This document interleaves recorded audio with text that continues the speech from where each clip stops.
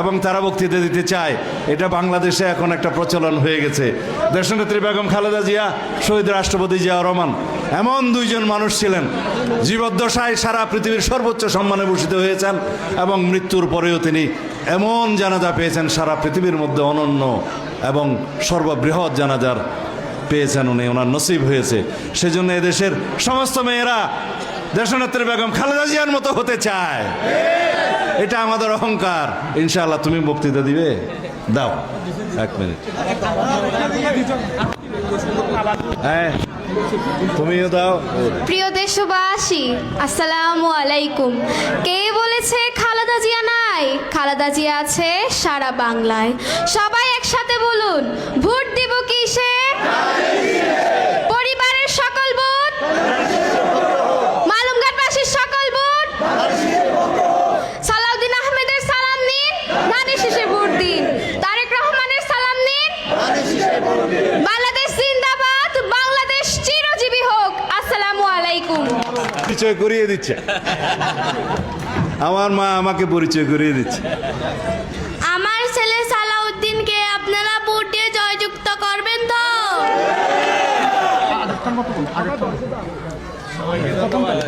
দেশনেত্রী বেগম খালেদা জিয়া সত্যি আমাকে সন্তানের মতো স্নেহ করতেন, আদর করতেন, ওনার পুত্রই মনে করতেন। এটা আমার জীবনের সবচেয়ে বড় পাওয়া।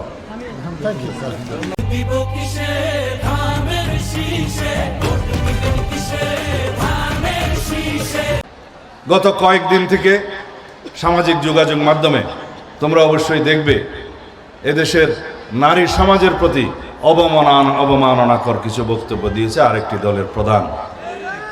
নারীদেরকে যারা অবমাননা করে, নারী নেতৃত্ব প্রতিষ্ঠিত হোক সেটা যারা চায় না, তাদের পক্ষে তো এদেশের নারী সমাজ থাকতে পারে না।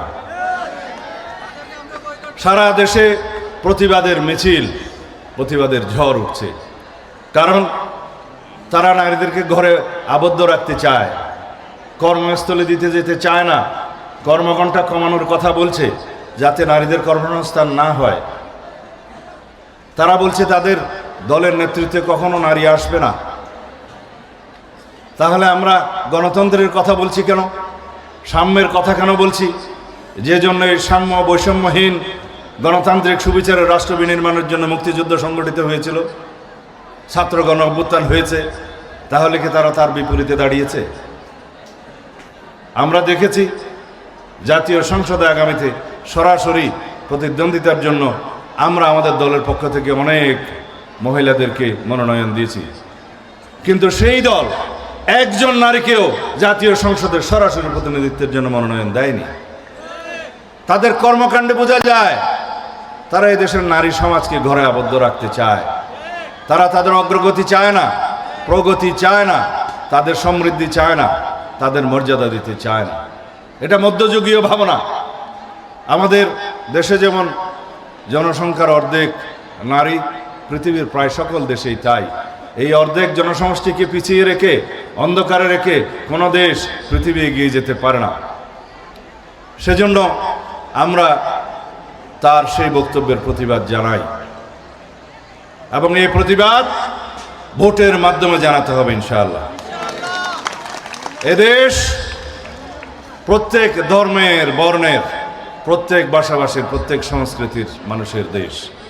এটাই আমাদের বাংলাদেশি জাতীয়তাবাদের মূল বক্তব্য। আজকে আমাদের এখানে আমার মেয়ে সন্তানদের সংখ্যা আমি অনেক বেশি দেখছি। আমার দেশনেত্রী বেগম খালেদা জিয়া নারী শিক্ষার প্রসারের জন্য 1991 সালে সরকারে থাকার সময় অবৈতনিক শিক্ষা ব্যবস্থা চালু করেছিলেন, স্টাইপেন্ডের ব্যবস্থা চালু করেছিলেন। সেজন্য আজকে নারী শিক্ষার অনেক বেশি হার বেড়েছে এবং অগ্রগামী হয়েছে। আমি দেখছি তোমরা অবশ্যই পর্দানশীল কিন্তু প্রগতিশীল। তোমরাই বাংলাদেশের সমৃদ্ধি, অগ্রগতি, প্রগতি নিয়ে আসবে। এইভাবে অর্ধেক জনসমষ্টির পক্ষে আমরা যা কিছুই কর্মসংস্থা নিচ্ছি, কর্মসূচি নিচ্ছি, সেগুলো বাংলাদেশের নারী সমাজকে ক্ষমতায়ন করবে, মর্যাদাবান করবে এবং তাদেরকে পরিবারে সম্মানিত করবে। সর্বোপরি তাদের অর্থনৈতিক সচ্ছলতা আনবে। এইভাবে পরিবার, সন্তান, পরবর্তী প্রজন্ম এগিয়ে যাবে। আমরা এই কর্মসূচি, এই পতাকা আমরা প্রজন্ম থেকে প্রজন্মান্তরে হস্তান্তর করতে চাই। সেই পতাকার ধারক হবে তোমরা সবাই। আমাদের জীবনের পথযাত্রা প্রায় শেষের দিকে। আমাদের যা কর্মসূচি এবং স্বপ্ন, যদি আমাদের কিছু অপূরণ থাকে সেটা তোমরাই বাস্তবায়ন করবে, নিজেরা জ্ঞানার্জন করবে। জ্ঞানার্জন করাই তোমাদের এখন সাধনা। নিজেদেরকে প্রস্তুত করবে, নিজেদের জন্য, পরিবারের জন্য, দেশের জন্য সম্পদ হিসাবে নিজেকে গড়ে তুলবে।